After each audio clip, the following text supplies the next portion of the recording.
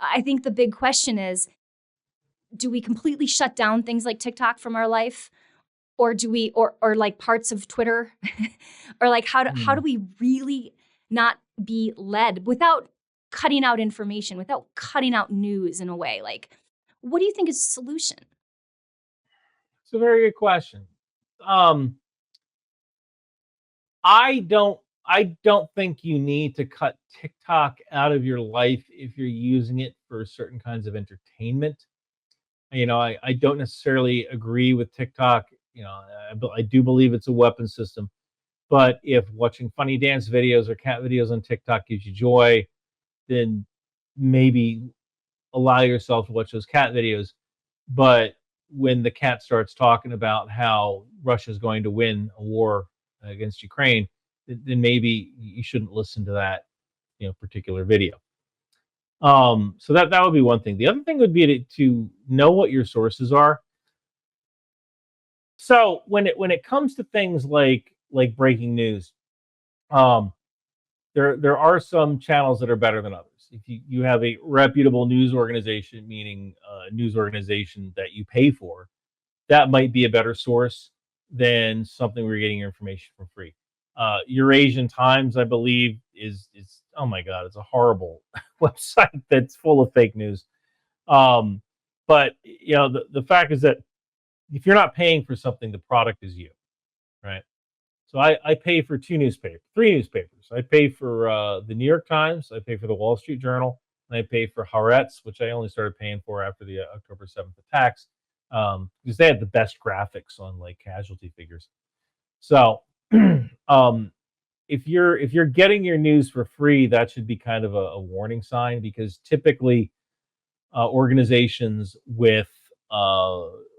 that you pay for have armies of fact checkers. They have experienced reporters who know how to question things. That would be a good starting point. Are you getting your news from something that you pay for, right? Okay. So that would be step one. I think now there's also an issue with that too, because when did Israel lose the information war? They lost it on October 17th. And that was when the Al Arabiya hospital, there was an explosion at the Al Arabiya hospital, and the New York Times said Israel dropped a bomb on it without even really checking first. I did a whole video about that. Another thing you might be able to do is just kind of go through ICD 203, which is the Intelligence Community Directive 203, which has a matrix in it. And that matrix kind of says, all right, let's look at the probability of this thing being true. Just kind of use your reasoning. In the case of the Al Arabiya hospital, you have to look at your reasoning and go, okay, what is the likelihood that Israel would drop a bomb on a hospital? Well, if Daddy El Badi was in that hospital and Israel really wanted to get Daddy El Badi, they might drop a bomb on that hospital. They might have it go in through a specific window. It might be a smaller weapon, but they might do that. So that's not out of the question. Is it possible that a bomb dropped from an Israeli plane might have gone off course at the hospital? Yeah, that's a possibility. But then you go to the other side and go, all right, what if it was an accidental? What if it was a deliberate attack by Hamas? Well, every weapon you fire at yourselves is one less weapon you can use against the Israelis. So that probably isn't possible. But could it be a Hamas weapon that failed? As it turned out, it was an Islamic Jihad weapon that fell short of its target. And when you look at how 20 to 30% of rockets launched from Gaza fail and fall in their own territory, in the intelligence community, this is what we call a clue. And maybe, now the New York Times didn't go through that process. They didn't go through that intelligence process. They looked at all the possible possibilities and put it into a matrix. So in some ways, I guess there might not be any hope. Because if the New York Times get it wrong, what are the chances you can get it wrong?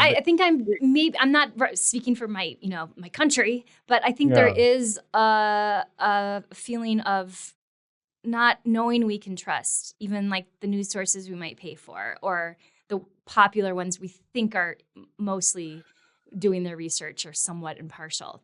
I think like that's the overall fear, and that's why people, I think, one of the reasons people love you, but you're doing all that work for people, Ryan.